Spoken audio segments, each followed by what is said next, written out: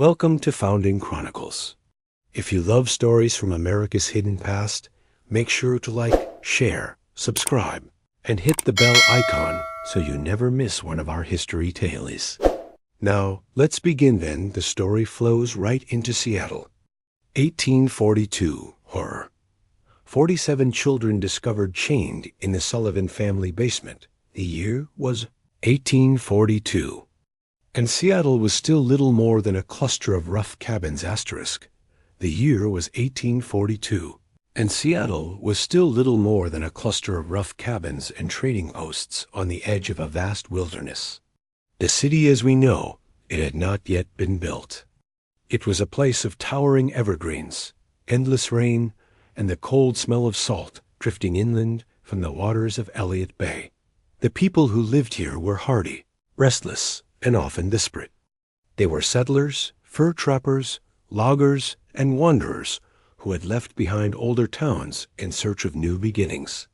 But as much as this was a land of hope, it was also a land of secrets, dark secrets that could hide beneath the rain-soaked soil and the timber beams of crude houses dot.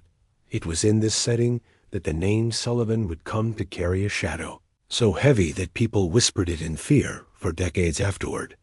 The Sullivan family had arrived from the East only a few years before, bringing with them a sense of prosperity that set them apart from their neighbors.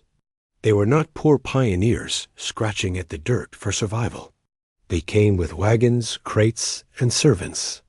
They built one of the largest homes in the early settlement, a house of squared logs and stone with more than one level, a rarity in a land where most families lived in one-room cabins.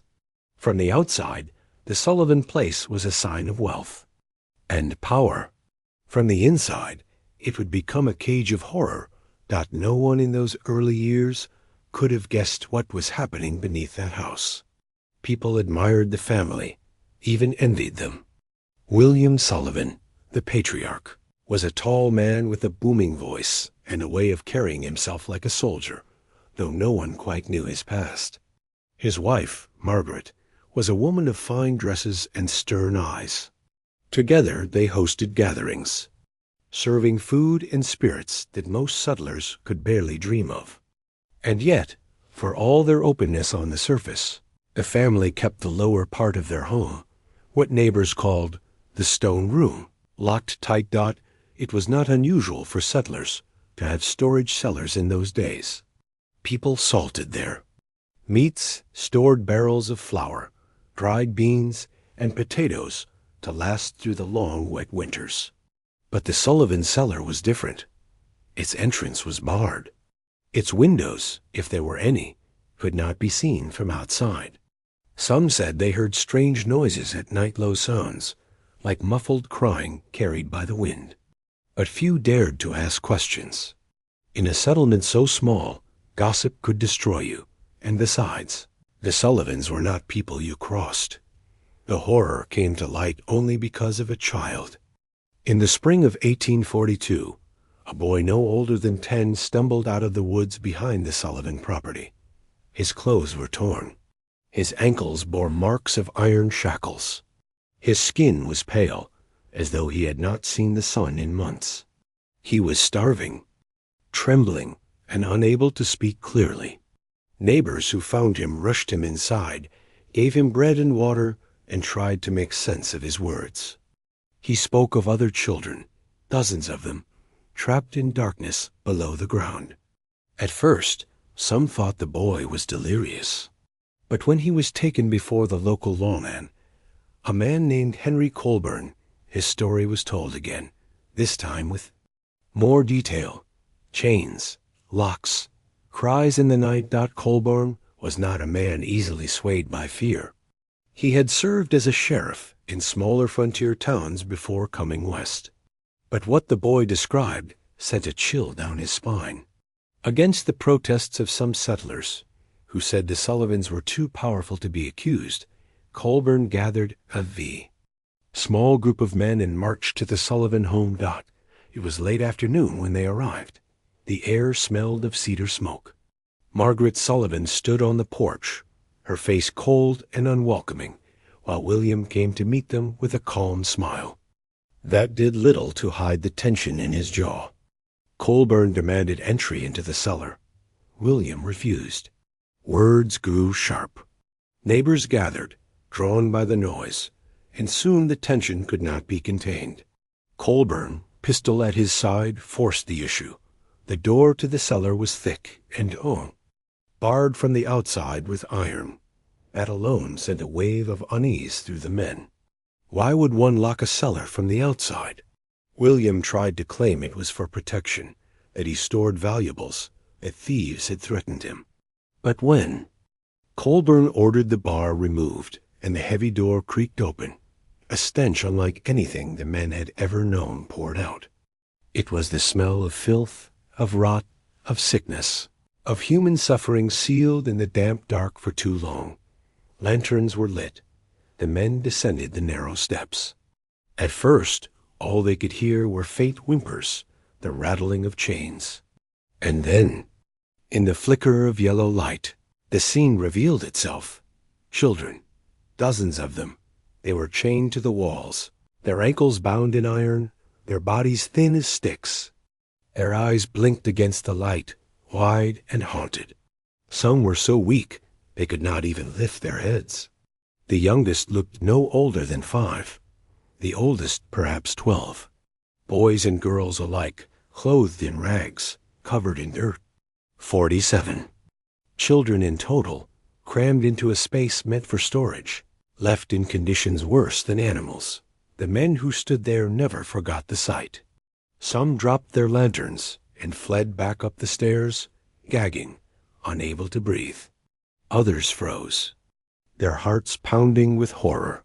One man, a father himself, broke down in tears, cursing the Sullivans with every breath. Colburn, steady as he tried to be, later admitted that the screams he heard that day, the cries of children begging to be freed, haunted him until his own death years later. The townspeople were furious. They swarmed the Sullivan property, dragging William and Margaret from their fine home and demanding answers. How had this come to be? Where had these children come from? Why had no one known? But answers were not easy to find.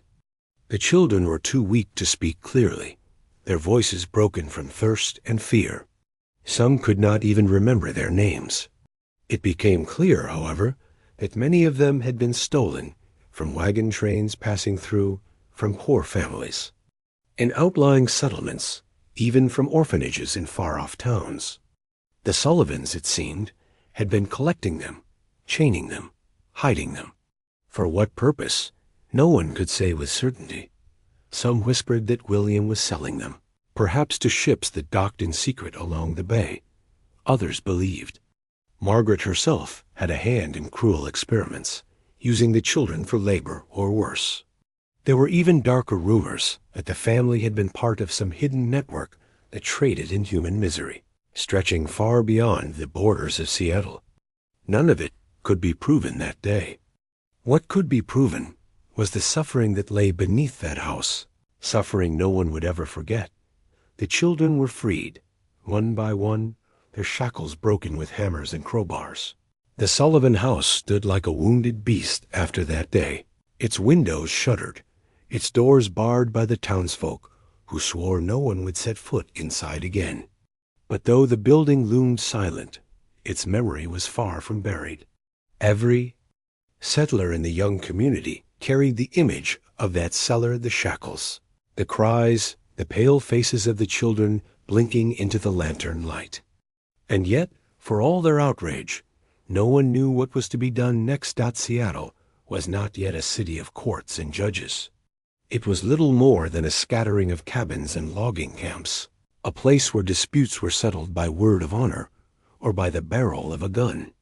When crimes came, they were often dealt with swiftly and brutally. A thief might be flogged. A murderer might find a rope around his neck without ceremony. But this horror was larger than anything the settlement had faced. 47. Children, a family of wealth and influence, and whispers of connections stretching beyond the bay.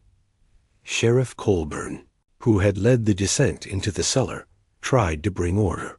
He called together a gathering of the settlers in a makeshift meeting. At the trading post, men packed inside, some armed with rifles, others with axes, their faces grim. Women stood outside, clutching shawls, waiting to hear what would be decided. Inside, Colburn stood tall, his voice steady, but his hands betraying the weight of what had been uncovered. "The Sullivans will stand trial," he declared. "We cannot be like the lawless camps where mobs decide life and death. We will have testimony. We will hear the truth. Then we will pass judgment as a community." Some grumbled at this. There were men who wanted to drag William Sullivan to the nearest tree that very night. But others, fearing chaos, agreed with Colburn. And so, a kind of trial was set, though no courthouse existed, no formal law to guide it. It would be a trial by frontier standards. Neighbors gathered, evidence spoken, judgment delivered by the collective voice of the people. In the meantime, the children needed care. They were housed in cabins across the settlement, each family taking in one or two, sometimes three. It was no easy task. The children were fragile, frightened, and scarred. Some woke screaming in the night. Others refused to eat, shrinking away from food as though it were poison. A few clung desperately to the settlers who fed them, unwilling to let go for fear of being chained again. Stories began to emerge from their trembling lips. Some spoke of being taken from camps while their parents slept. Others remembered wagons attacked on lonely roads, only to awaken in darkness. A few, heartbreakingly, did not remember parents at all. They had been in the cellar so long that the world above seemed like a dream. The settlers listened, their hearts torn between fury and sorrow. And with each story, the Sullivan name grew darker, more cursed. But still, questions burned. Why had the children been kept alive, but chained? What was the family's purpose? Why risk discovery when death would have been the simpler crime? Rumors multiplied like wildfire. Some whispered that William had intended to sell the children, though to whom remained a mystery. Others said Margaret had practiced strange rituals, keeping the children as sacrifices. A few swore they had seen wagons come and go in the dead of night, covered in tarps, carrying cargo no one dared to inspect. The so-called trial began a week after the cellar was opened. It was held in the largest space the settlement could offer, the barn of a wealthy trader named Harlan Pierce. Benches were built from rough planks. Lanterns were hung from beams. The entire community gathered, their faces tense and pale in the flickering light. At the front sat Colburn, trying to play the role of judge. Beside him, William and Margaret Sullivan sat bound, guarded by armed men. William carried himself with a proud, almost defiant air. His clothes, though rumpled, were still finer than those of most settlers. He spoke with confidence, claiming innocence, insisting he had taken in orphans no one else wanted.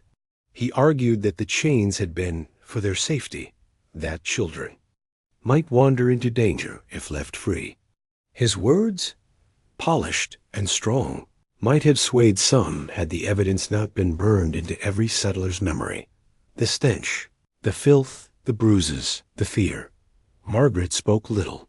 When she did, her voice was soft, almost gentle, but it carried an unsettling calm. She said the children had been abandoned, that she and her husband had provided shelter, food, protection. "We are misunderstood," she told the crowd, her eyes glinting in the lamplight. "You seek cruelty, but we offered mercy. You do not know the world as we know it. You do not know the dangers." The words chilled many to the bone. It was not what she said, but the way she said it, with no tremor of guilt, no sign of shame. It was as though she truly believed her own lies. Or perhaps as though she were speaking a truth only she and her husband knew. Witnesses were called. The boy who had first escaped, was brought in, his small body shaking as he described the darkness, the chains, the endless hunger. Tears streamed down the faces of women in the crowd. Men clenched their fists, their knuckles white. Other children, too weak to testify, were carried in, their frail forms speaking louder than words. The evidence was undeniable. And yet, when Colburn demanded that William explain where the children had come from, the man refused. "They were given to me," he said. "That is all you need know." Given. The word echoed like a curse in the barn. By whom? For what? No answer came. The crowd grew restless. Voices rose, some demanding death, others calling for banishment. But then, in the midst of the shouting, something unexpected happened. One of the older children, a girl perhaps 12 years old, stood and pointed at Margaret. Her voice, thin but steady, carried through the barn. "She told us never to scream," the girl said. "She said if we screamed, the bad men would hear us and take us away again. She said the chains were for our own good. She said they would come back for us if we tried to run." A silence fell. Margaret's eyes flickered, just for a moment, betraying the first crack in her mask. William shifted uncomfortably, his jaw tightening. And in that silence, the settlers realized something more terrifying than cruelty alone. The Sullivans had not simply imprisoned the children. They had spoken of others bad men who might return, men more dangerous than themselves. Was there a larger hand at work? Had the Sullivans been pawns in something greater? Or were they inventing stories to mask their own sins? The settlers did not know. But the thought that others might be lurking in the wilderness, watching, waiting, sent shivers through every spine in the room. When the trial ended that night, judgment was swift. The community voted to sentence William and Margaret Sullivan to hang. The rope was already waiting, tied to the great cedar that stood at the edge of town. Some settlers cheered.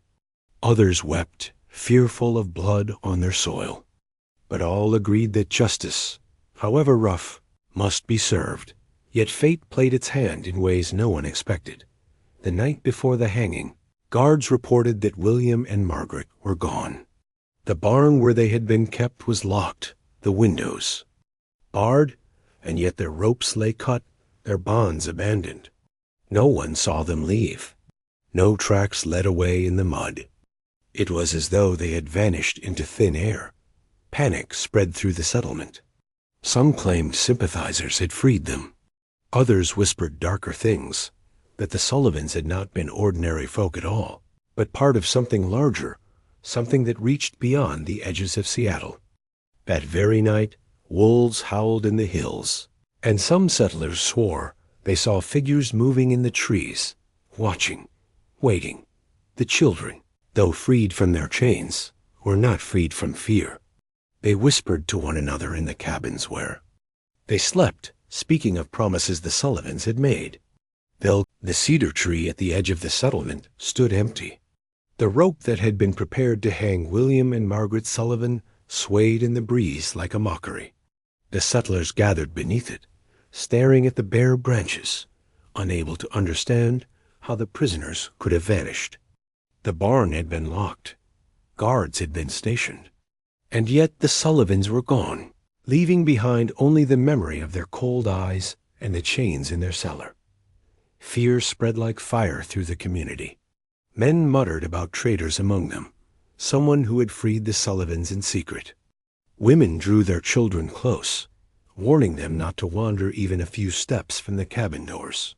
At night, lanterns burned longer than usual, glowing in the windows of cabins that had once gone dark with the setting sun.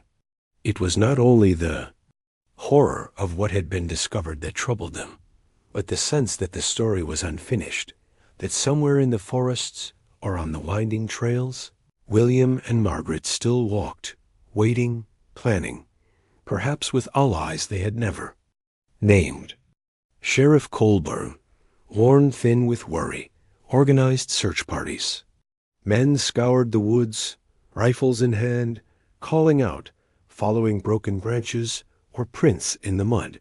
For days they found nothing. And then, on the 5th day, one party returned with a scrap of cloth caught on the thorns of a bramble.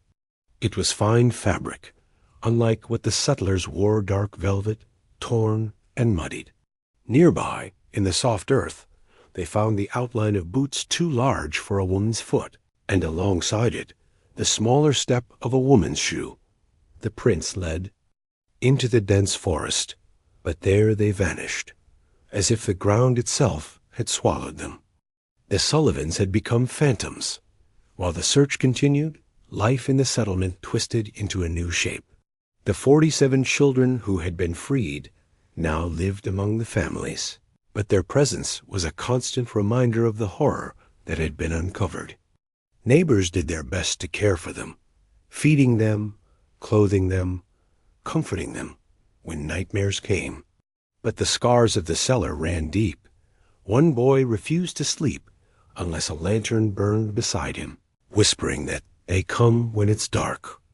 Another child, a little girl with tangled hair and eyes too old for her years, spoke constantly of the men with no faces. No one knew what she meant. Some thought it was a dream. Others believed it was something she had seen in that basement, something she could not explain. The settlers grew divided. Some believed the Sullivans had acted alone, driven by greed or madness. Others, remembering the words of the older girl who testified at the trial, feared that the family had been part of something larger than there. Were others out there, beyond the forest, who had given the Sullivans their orders? Whispers spread of strange figures seen at dusk. A logger swore he saw a wagon pass on a hidden trail, its wheels muffled, its tarps drawn tight. A fisherman claimed he heard voices on the bay at night, speaking in a language he did not recognize. Another settler, an old trapper, muttered that he had seen this before in another place. Years ago, a house where children vanished and a family disappeared before justice could be done. Fear breeds stories, and stories breed fear. Soon the settlement was caught in both. Meanwhile, the Sullivan house stood silent. Its windows dark, its doors sealed, it became a place no one dared approach. Children whispered that the cries of the chained still echoed from beneath it. Adults scoffed at the tailies, but few dared to test them. The smell of rot lingered, seeping from the earth around it. Wolves prowled nearby as if drawn to its shadow. One evening, Colburn gathered a group of men and returned to the house, determined to search it from top to bottom. Lanterns in hand, they entered, their boots echoing against the wooden floors. Dust lay thick, disturbed only by their steps. The cellar door, still scarred by the iron bar that had once sealed it, stood open. Colburn led the way down. The chains had been removed, the children long gone, but the marks remained. Rust stains on the stone, scratches on the walls where little fingers had clawed for freedom, bundles of straw where the children had lain. But there was more. Behind one wall, half hidden by stacked barrels, they found another door narrow, lower, as though meant for crawling. It creaked open to reveal a tunnel cut into the earth, supported by timbers, leading into darkness. The men followed it, their lanterns casting long shadows. The air was damp, heavy with the smell of soil and decay. The tunnel stretched farther than they expected, twisting beneath the ground. At its end, they found a chamber lined with crates. When opened, the crates revealed small garments, shoes, and ragged blankets. But among them were things that made the men's stomachs turn ropes, collars and ledgers written in William Sullivan's hand. The ledgers listed names, or sometimes only descriptions. Boy, age 7, fair hair. Girl, 10, dark eyes. Dates stood beside each entry. Some were marked with a simple cross, others with symbols the men did not understand. And at the bottom of one page, a single note read, "To be collected by the bay. Payment received." The men said little as they carried the crates and ledgers back to the settlement. The discovery was worse than chains. It suggested a trade, a system, something larger than the twisted will of one family. Someone had been paying the Sullivans. Someone had been coming to collect Dot when the ledgers were shown to the settlers. Anger erupted. Some demanded that the house be burned to the ground, its ashes scattered. Others feared destroying it would erase evidence of the truth. The children, when shown the ledgers, only wept, pointing at descriptions that matched themselves or others they remembered. It was then that the settlement realized the depth of their burden. These were not just children saved from one family's cruelty. They were survivors of something far greater, something that stretched beyond Seattle, perhaps beyond the territory itself. And with William and Margaret vanished, the truth remained just out of reach. That summer was marked by unease. The children began to recover, but slowly. Some smiled again, playing with the settlers' own sons and daughters. But others remained, quiet, hollow-eyed, staring into the distance as if waiting for something to return. The settlers themselves lived in tension, scanning the forest at night, listening for footsteps on the trails. And then came the letters. One morning, Colburn found a folded paper nailed to his door. The handwriting was neat, unfamiliar.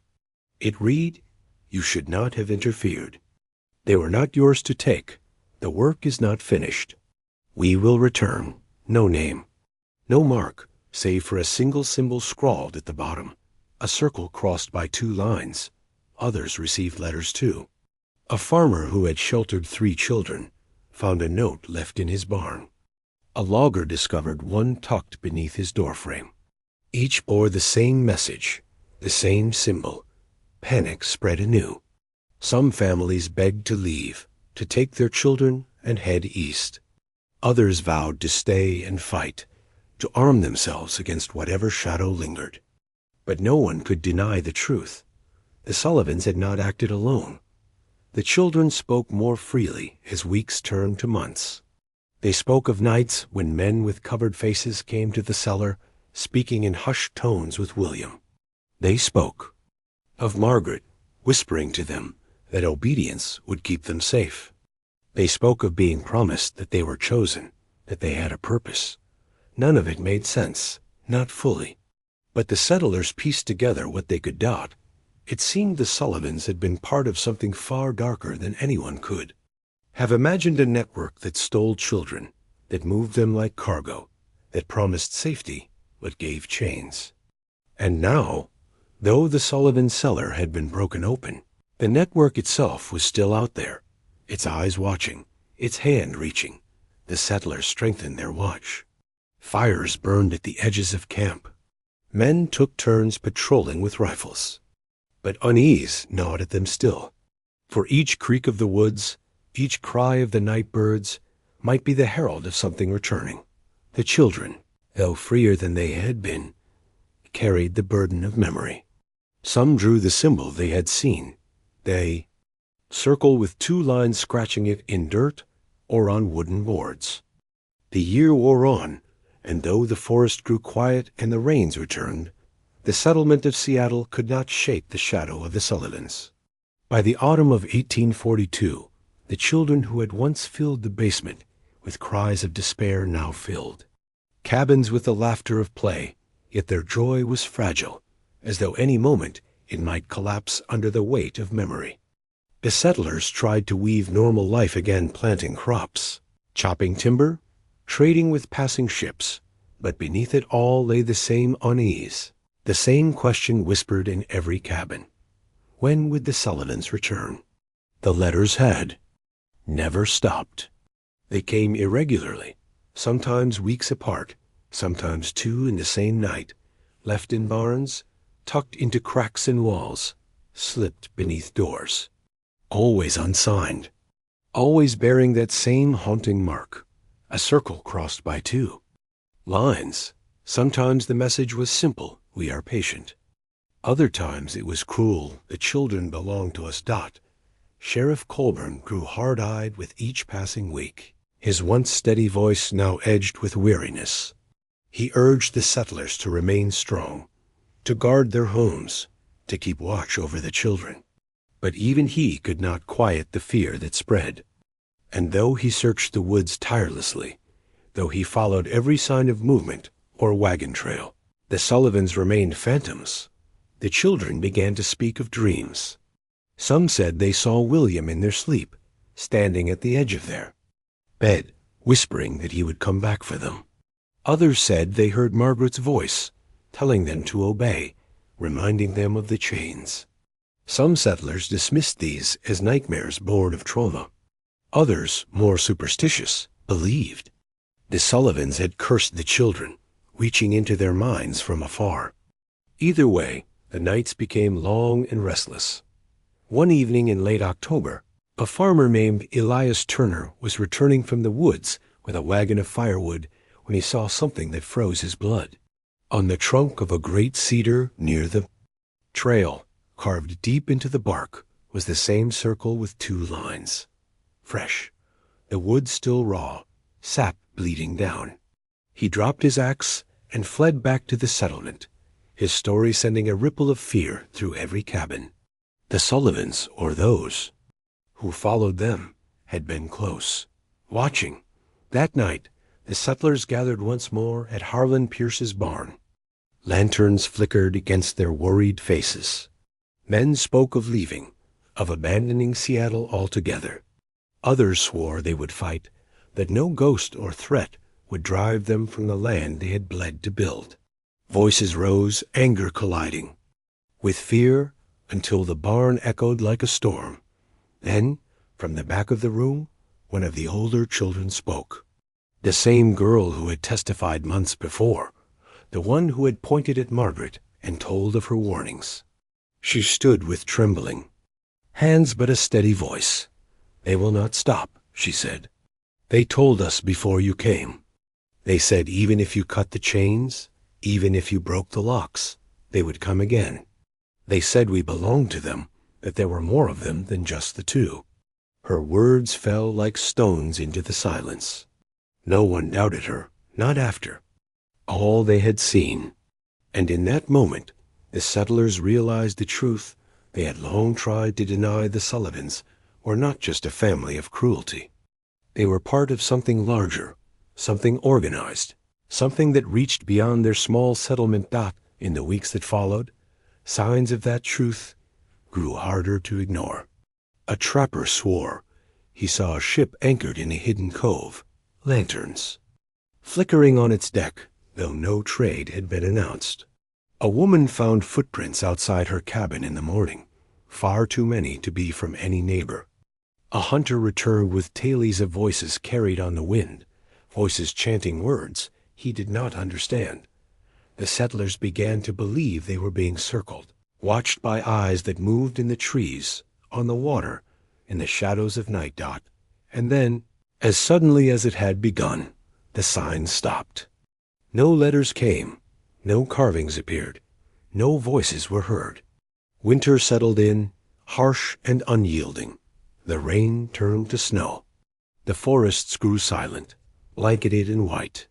Weeks passed, and slowly the settlers dared to believe that perhaps the Sullivans had fled far away, that perhaps their threats had been nothing more than words. But the children did not forget. They woke screaming, clutching their caretakers, begging not to be taken back. They whispered to each other when they thought. No one was listening, repeating words Margaret had told them in the cellar. The chains are not the prison. The world is. Those words, carried on the lips of frightened children, became a riddle no one could solve. What had Margaret meant? What world had she seen that others could not? By spring, the settlement tried to move forward. New families arrived. Cabins were built. Crops were planted. The children grew stronger, their cheeks filling with color, their steps quickening with play. Yet even in laughter, shadows lingered. For when the wind carried the sound of the bay, when the forest creaked at dusk, when the wolves howled in the hills, every settler remembered Dot. As for the Sullivan house, it was finally set aflame one cold evening. The settlers gathered as the fire roared, devouring its walls, its roof, its cellar. Sparks leapt into the night sky, embers carried into the blackness above. Some wept, some cheered, some stood silent. But all knew the truth that burning wood could not burn away memory. The cellar was gone, but what had been done there would remain etched in the soul of Seattle forever. The ashes cooled, and grass grew where the house once stood. The forest crept back, reclaiming the ground. Yet for decades afterward, travelers who passed that place said they felt a chill, as though unseen eyes watched them from the trees. Children born long after the fire spoke of dreams filled with chains and whispers. And the symbol, the circle crossed by two lines, was found carved on stones and trees for years to come. The Sullivans themselves were never seen again. No body was found, no trace beyond rumor. Some swore they boarded a ship and vanished across the sea. Others claimed they lived in the forest still, feeding their twisted trade in hidden places. A few believed they were more than human, that they belonged to some secret order whose reach extended across the continent. No answer was ever certain. What remained certain were the 47 children. They grew slowly into adults.